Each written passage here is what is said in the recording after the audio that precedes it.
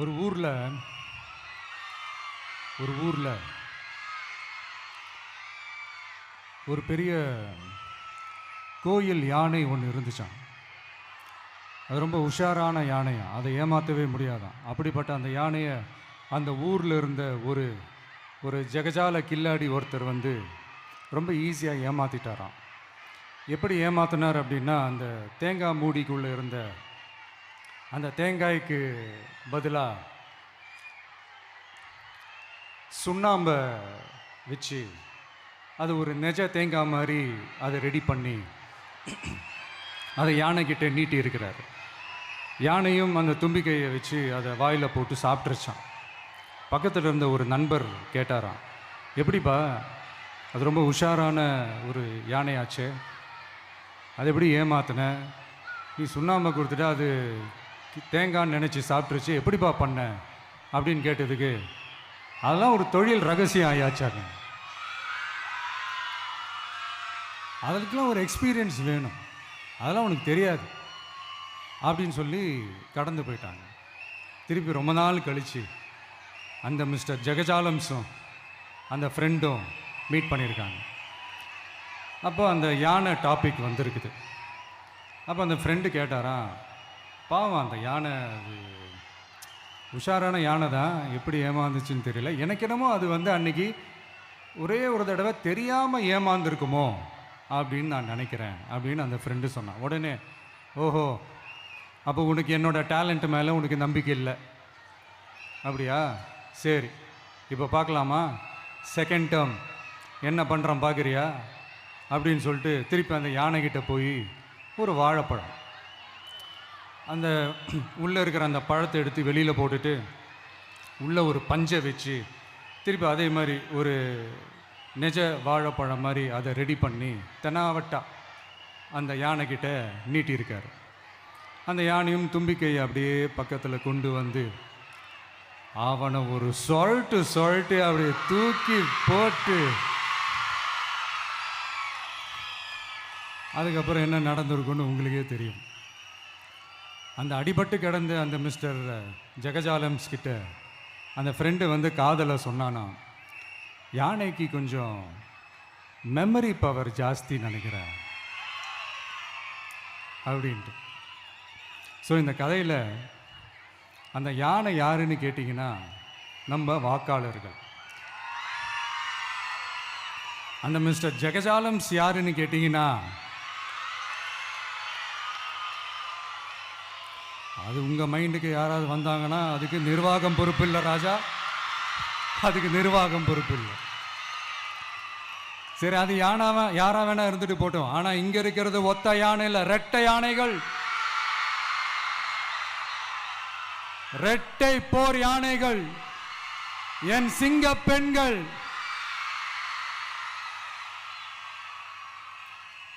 உங்களெல்லாம் யாரும் எதையும் சொல்லி ஏமாற்ற முடியாது. இப்போ இந்த விமென்ஸ் டே அன்னைக்கு ஒரு சில முக்கியமான சில வாக்குறுதிகளை படிப்போமா?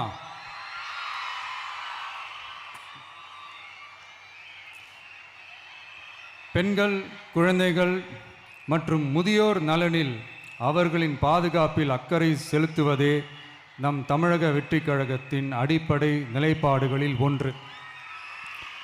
இதை நம் கட்சியின் முதல் மாநில மாநாட்டிலேயே அறிவித்தோம்.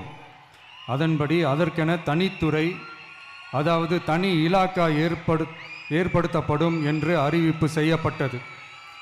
முதல் மாநில மாநாட்டில் அறிவிக்கப்பட்டது போலவே பெண்கள், குழந்தைகள் மற்றும் முதியோருக்கென தனி இலாக்கா உருவாக்கப்படும். அந்த இலாக்கா எனது நேரடி கட்டுப்பாட்டிலும் கண்காணிப்பிலும் இருக்கும். சமரசமற்ற பெண்கள் பாதுகாப்பை நோக்கி பயணிக்கும் நம் கனவு நனவாவது உறுதி என்பதை நமது தேர்தல் முதல் வாக்குறுதியாக சொல்வதில் பெருமை கொள்கிறோம். இரண்டாவது, மதிப்புமிகு மகளிர் திட்டம். மக்கள் பணத்தை மக்களுக்கே திருப்பி தருவது எப்படி ஓசி என்று கேலிக்கு உள்ளாகும்,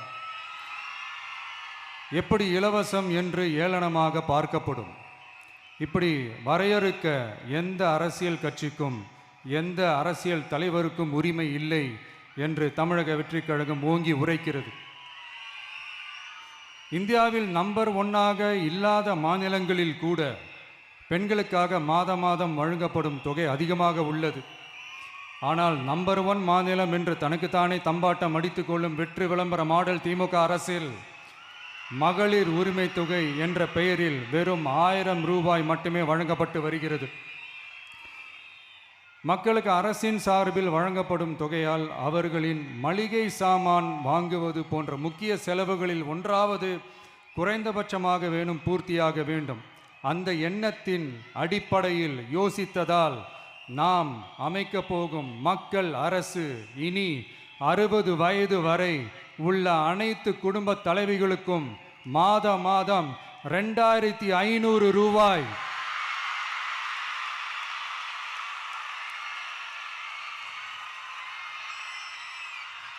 வழங்கப்படும் என்பதை பெருமகிழ்வுடன் அறிவிக்கிறோம். இதில் மாநில மற்றும் ஒன்றிய அரசு ஊழியர்களாக இருப்பவர்களின் குடும்பங்களுக்கு மட்டும் விதிவிலக்கு. இப்படி செய்வதால் கூடுதலான குடும்பங்கள் பயனடையும் வாய்ப்பு அதிகரிக்கும் என்பதை நம் தாய்மார்கள் அனைவரும் மகிழ்வுடன் ஏற்றுக்கொள்வர் என்பது நமக்கு தெரியும். அடுத்து அன்னபூரணி சூப்பர் 6 திட்டம். நம் வீட்டு பெண்களுக்கு பெரும் சுமையா மாறி நிற்பது சமையல் கேஸ் விலையும் ஒன்று.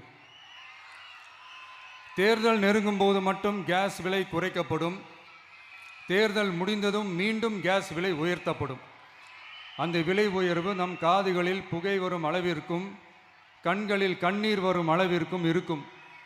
தமிழகம் முழுவதும் இருக்கும் பெண்களின் மனதை அறிந்து நம் எண்ணத்தில் தோன்றியதுதான் இந்த அன்னபூரணி சூப்பர் 6 திட்டம். இத்திட்டத்தின்படி ஒவ்வொரு குடும்பத்திற்கும் வருடத்திற்கு 6 கேஸ் சிலிண்டர்கள்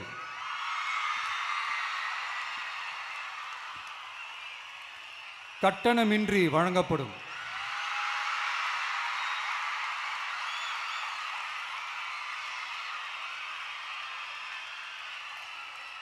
நம்மை சீராட்டி வளர்த்த நம் தாய்மார்கள் வயிற்றில் பால் வார்க்கும் திட்டமாக இதை அறிவிப்பதில் தமிழக வெற்றிக் கழகம் தலை நிமிர்ந்து பெருமை கொள்கிறது.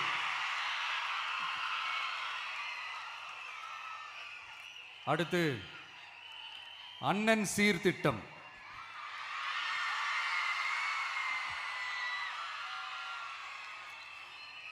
ஒவ்வொரு குடும்பத்திற்கும் மிகப்பெரிய மகிழ்வை தருவது அந்த குடும்பத்தில் நடக்கும் திருமண கொண்டாட்டம்தான். அதை எந்த வருத்தமும் இன்றி முழு மன நிறைவுடன் கொண்டாட வேண்டும். அதற்காகவே நம் தங்கைகளின் திருமணத்திற்காக 8 கிராம் அதாவது 1 பவுன் தங்கமும்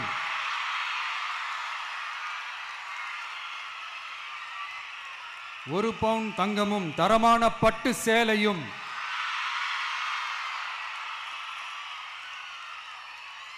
தாய் வீட்டில் இருந்து அண்ணன் சீராக அளிக்கப்படும்.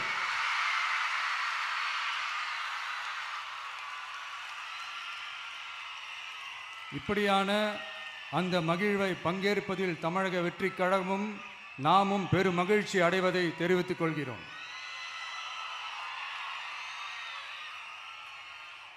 அடுத்து காமராஜர் கல்வி உறுதி திட்டம். கல்வி கண் திறந்த கர்ம வீரர் பெருந்தலைவர் காமராஜர் அவரை கொள்கை தலைவர்களில் ஒருவராக ஏற்ற ஒரு இயக்கம்தான் நம்ம தமிழக வெற்றிக் கழகம். நமது கல்வி சார்ந்த கனவுகளில் ஒன்றாக கல்வி இடைநிற்றல் என்பதை இருக்கக்கூடாது என்பதை உறுதி செய்ய வேண்டும். அதற்காகவே உருவாக்கப்பட்டுள்ள திட்டம்தான் காமராஜர் கல்வி உறுதி திட்டம். இடைநிற்றலுக்கான காரணங்களில் ஒன்றாக பொருளாதார குறைபாடும் இருக்கிறது. இதை உணர்ந்ததால் தான் 1ஆம் வகுப்பு முதல் 12ஆம் வகுப்பு வரை எந்த குழந்தையும் கல்வி இடைநிற்றலுக்கு ஆளாகவே கூடாது என்று எண்ணுகிறோம். அந்த எண்ணத்தின்படி நம் விருப்பத்தை நிறைவேற்ற இடைநிற்றலே இல்லாமல் செய்வதற்காக ஒவ்வொரு தாய்க்கும் அல்லது பாதுகாவலருக்கும் ஆண்டுதோறும் 15,000 ரூபாய் பொருளாதார உதவி 15,000 ரூபாய் பொருளாதார உதவி தொகையாக வழங்கப்படும்.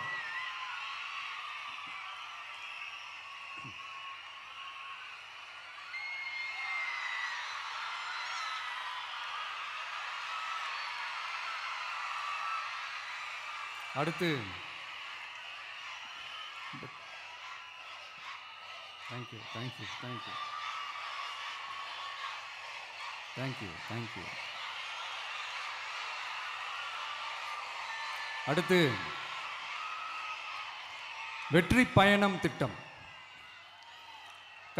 கட்டணமில்லா பேருந்து பயணம் என்று அறிவித்துவிட்டு அது பிங்க் பஸ்ஸில் மட்டும்தான் என்று கட்டுப்பாடு விதித்ததால் பள்ளி கல்லூரி செல்லும் மாணவிகள் முதல் வேலைக்கு செல்லும் பெண்கள் உட்பட குறிப்பிட்ட அந்த ஒரு பேருந்துக்காக காத்திருக்கும் அவல நிலை உள்ளது. எனவே அந்த நிலை மாற வேண்டும். மேலும் குடும்பங்களில் ஏற்படும் சூழலால் அவசர மற்றும் அத்தியாவசிய பயணங்களை மேற்கொள்ள வேண்டிய நிலையும் ஒவ்வொரு பெண்ணுக்கும் ஏற்படும். அது மாதிரியான நேரங்களில் கையில் காசில்லை என்றால் அந்த பயணத்தை கவலையுடன் தவிர்க்க வேண்டிய நிலையும் ஏற்படும். இது போன்ற தர்ம சங்கடமான நிலையை தவிர்ப்பதற்காக அரசு போக்குவரத்தின் அனைத்து பேருந்துகளிலும் பெண்கள் பயணிக்கும் வகையில் உத்தரவிடப்படும்.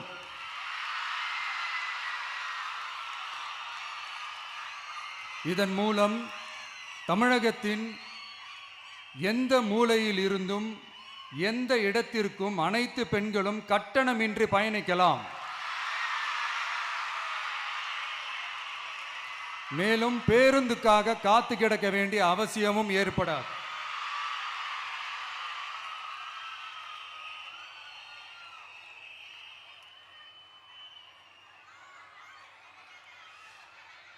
அடுத்தது zero tolerance for crimes against women. பெண்களுக்கு எதிரான குற்றமே இல்லை என்ற நிலையை உருவாக்க வேண்டும். அதன் அடிப்படையில் தான் zero tolerance for crimes against women என்பதை உறுதிப்படுத்த வேண்டும் என்பது நம் மிகப்பெரிய கனவு, நம்மளுடைய விருப்பம். 2 வயது குழந்தைக்கு நேர்ந்த கொடுமை, விமான பணிப்பெண்ணுக்கு நேர்ந்த கொடுமை என இந்த கொடுமைகளில் ஈடுபட்டதே திமுக நிர்வாகி ஒருவரும் திமுக கவுன்சிலர் ஒருவரும் தான் என்பது செய்திகள் வழியாக எல்லாரும் அறிந்த ஒன்று. இதையெல்லாம் தடுக்க வேண்டும். பெண்கள் பாதுகாப்பை உறுதி செய்யும் வகையில் ராணி வேலு நாச்சியார் படை ஏற்படுத்தப்படும். சாதாரண உடையில் இருக்கிற இந்த படையைச் சேர்ந்த பெண்கள் பாடி கேம் உடன் ஆங்காங்கே பாதுகாப்பு பணியில் இருப்பார்கள். இந்த திட்டத்தின் கீழ் மாநிலம் முழுவதும் 500 குழுக்கள் அமைக்கப்பட்டு பெண்கள் பாதுகாப்பு உறுதி செய்யப்படும். பெண்களுக்கு எதிரான குற்ற வழக்குகளை விசாரித்து விரைவாக நீதி வழங்க அஞ்சலை அம்மாள் அதிவிரைவு பெண்கள் நீதிமன்றங்கள் அமைக்கப்படும். இந்த ஃபாஸ்ட் ட்ராக் கோர்ட்டுகளில் பெண்களுக்கு எதிரான கேஸுகள் எதுவும் இனி நிலுவையில் இல்லாத நிலை ஏற்படும். விசாரணையும் முறையாக நடத்தப்பட்டு தீர்ப்பும் விரைவாக வழங்கப்படும். இதுக்கு தான் மகிழா கோர்ட் இருக்குதே அப்படின்ட்டு சில பேர் கூச்சல் போட ஆரம்பிச்சிருவாங்க. ஆனால் இது நம்ம பெண்களுக்காக மட்டுமே.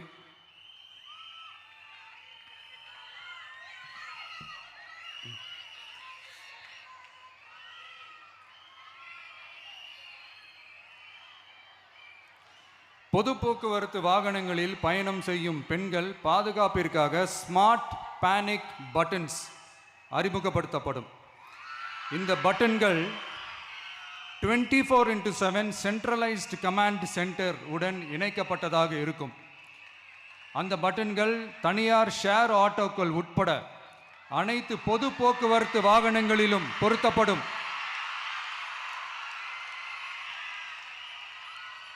இந்த பட்டன்கள் வழியாக 5 நிமிடத்தில் பதிலும் பாதுகாப்பும் உறுதி செய்யப்படும்.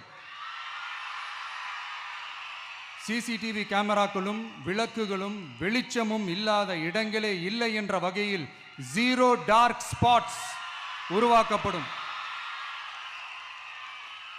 பெண்கள் பாதுகாப்பை 24/7 கண்காணிப்பு செய்ய முடியுமா என்ற கேள்விக்கான பதிலாக state of the art command centres அமைத்து சிசிடிவி நெட்வொர்க்குகளை கண்காணிக்கவும், அவசர நிலைகளை அந்த நேரத்திலேயே கண்காணிக்கவும், அதற்கான விரைவான பதிலை உறுதி செய்யவும் அதிநவீன கட்டளை மையங்களை அமைத்து பெண்கள் பாதுகாப்பு உறுதி செய்யப்படும்.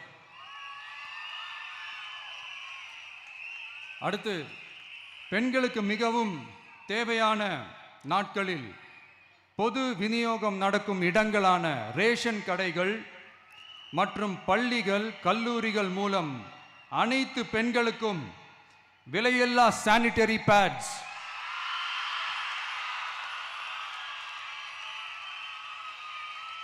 வழங்குவது உறுதி செய்யப்படும். இது ஏன் சொல்றேன்னா, இது இப்போது ஒழுங்கா நடக்கிறது இல்லை. அதனால தான் அதை அழுத்தி சொல்றேன். இது இப்போ முழுமையாக செயல்படுத்தவில்லை என்பது நமக்கு நல்லாவே தெரியும். அடுத்து, சிங்க பெண்கள் மேம்பாட்டு திட்டம். நிலுவையில் உள்ள கடன்களை திருப்பி செலுத்துவதன் மூலமும், பெண்கள் நடத்தும் சுய உதவி குழுக்களுக்கு 5 லட்சம் வரை வட்டியில்லா நிதியை வழங்குவதன் மூலமும்,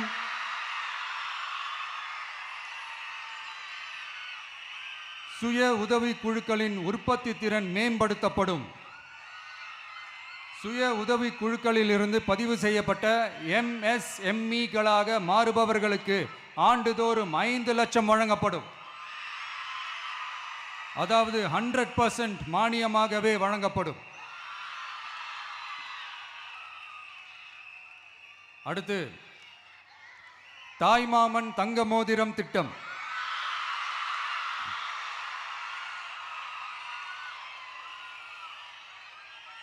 உலகத்தில் மனுஷனா பிறக்கிறதே பெரிய விஷயம். அதுலேயும் நம்ம தாய்நாடான தமிழ்நாட்டில் பிறக்கிறது மிகப்பெரிய வரம். அப்படி நம்ம தமிழ்நாட்டில் பிறக்கிற குழந்தைகளை வரவேற்கும் திட்டம் தான் தாய் மாமன் தங்க மோதிரம் திட்டம். தமிழ்நாட்டில் பிறக்கும் ஒவ்வொரு குழந்தைக்கும் அரசாங்கத்தின் ஆசீர்வாதமாக ஒரு தங்க மோதிரம் வழங்கப்படும். கூடவே ஒரு பேபி வெல்கம் கிட்டும் வழங்கப்படும். ஊட்டச்சத்து பொருட்கள், பேபி ட்ரெஸ்ஸஸ், தரமான baby soaps, baby oil, baby powder, baby கொசு வலைகள், பொம்மைகள், நாப்கின்ஸ் அண்ட் டயப்பர்ஸ் இவையெல்லாம் அந்த பேபி வெல்கம் கிட்டில் இருக்கும்.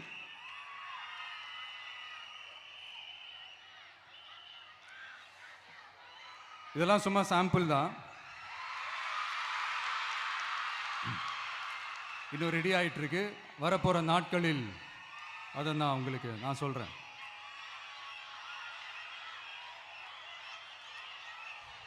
சரிப்பா, தேங்க்யூ.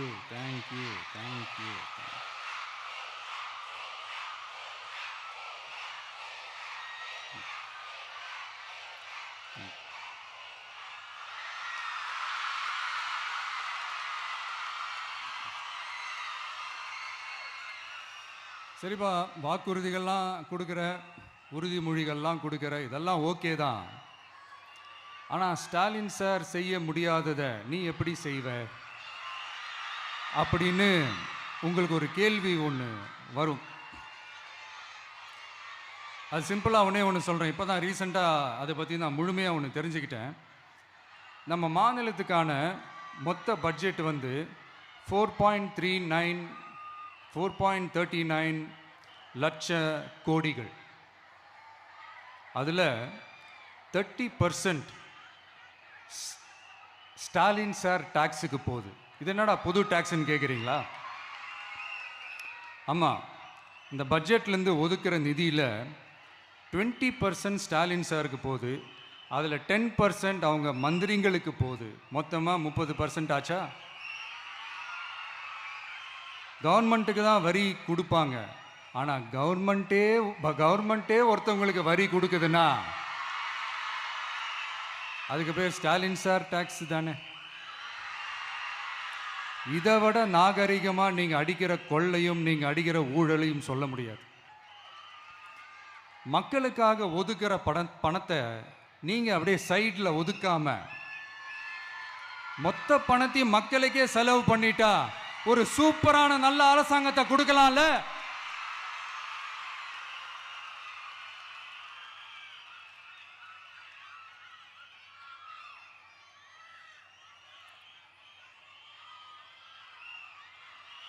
இப்படிலாம் சைடில் ஒதுக்காம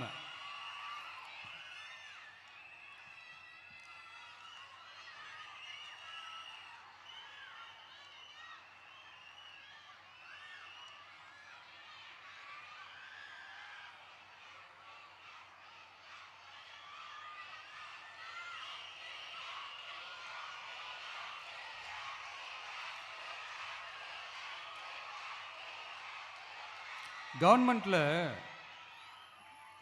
காசு இல்லை அப்படின்னு சொல்கிறாங்க. ஆனால் விடிய காத்தால எல்லார் அக்கௌண்ட்லேயும் 5000 ரூபா போட்டுறீங்களா? அது எப்படி?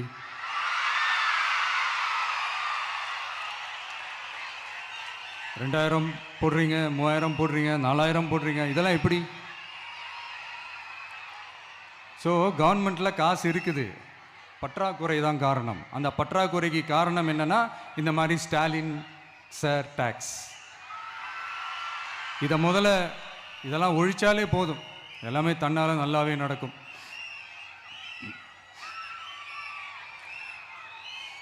அப்புறம் ரீசண்டாக இருக்கிற நிறையா பிரச்சனைகளில் சில பிரச்சனைகள்லாம் ஓடிட்டு இருக்கு இல்லையா, அதெல்லாம் நீங்கள் அதுக்கு போராடி ஹர்ட் ஆகிறதெல்லாம் நான் பார்க்குறேன். அதை பார்த்து எனக்கு ஹர்ட் ஆகுது.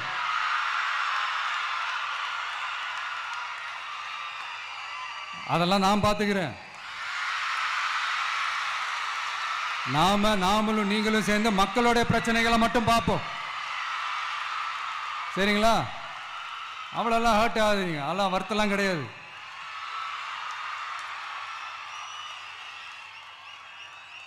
சரியா? கான்ஃபிடென்ட்டா இருங்க, நல்லதே நடக்கும், வெற்றி நிச்சயம். மீண்டும் சந்திக்கும் வரை நன்றி, வணக்கம்.